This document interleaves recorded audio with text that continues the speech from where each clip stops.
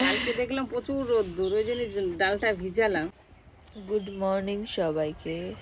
এখন বাজে 8টা, 8:30, বাট আজকে আমি এখন বাড়িতে আছি। তো আজকে এই জন্য ভিডিওটা করছি, কারণ আমাদের বাড়িতে আজকে বড়ি দেওয়া হচ্ছে।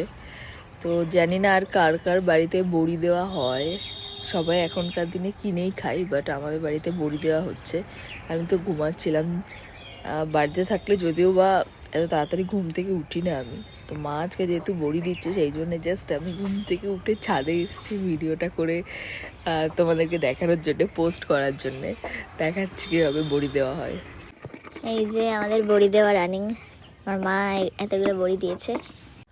এই যে মা, আপনি কিছু বলুন, বড়ি দিচ্ছেন। হ্যাঁ, বড়ি দিয়া কষ্ট বড়ি দিতে। তুমি এত বড়ি দিলা কেন? আগে তো 1 কোটো বড়ি ছিল।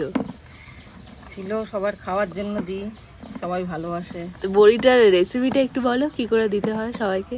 ডাল কি করে করে এটা বলো। ডাল প্রথমে ভিজাতে হয়, তারপরে ভালো করে ধুতে হয়, অনেক কবার ধুয়ে তারপরে সকালবেলা ডাল বেটে, ওটা মিস না, ধুয়ে তারপরে ডাল ফেনাতে হয় জল দিয়ে। আজকে রোদ নেই, মা আজকে বড়ি দিয়ে দিয়েছে। বলো সেই ব্যাপারে। আজকে আকাশে অল্প রোদ। হ্যাঁ, কালকে দেখলাম প্রচুর রোদ্দুর, ওই জন্য ডালটা ভিজালাম। তা দেখছি সকালবেলা দেখছি যে রোদ্দুর নেই, কি করা, দেখি এই দিয়ে রাখি। ঠিক তোমার হাতে তো জাদু, দেখবো এখনই সূর্যি বাবা লাফিয়ে নেমে যাবে এখান থেকে। তোমার এই রিচুয়ালটা কত কালের মা, একটু বলো। অনেক দিনের। আমরা ছোটবেলা থেকে দেখি মা এরম বড়ি দেয়। যখন আমাদের বাড়িতে মিক্সচার মেশিনও ছিল না, তখন মা হামল দিস্তায় বেটে বেটে সকালবেলা থেকে বড়ি দিত। এখন তো সবকিছু হয়ে গেছে, মাম্মি বড়ি দিতা হে আবি।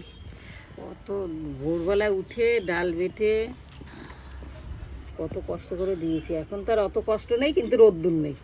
ও চলে আসবে, এখন সুখ এসে গেছে, কিন্তু রোদ্দুর নেই। কিন্তু তোমার কিন্তু এই লাগছে মা ক্যামেরাতে। হ্যাঁ, এই যে এতগুলো বাকি আছে আর এতগুলো আমি বড়ি দিতে পারি না, তাই আমি মাকে হেল্প করতে পারবো না। আমি শুধু হা করে বসে থাকবো এখানে।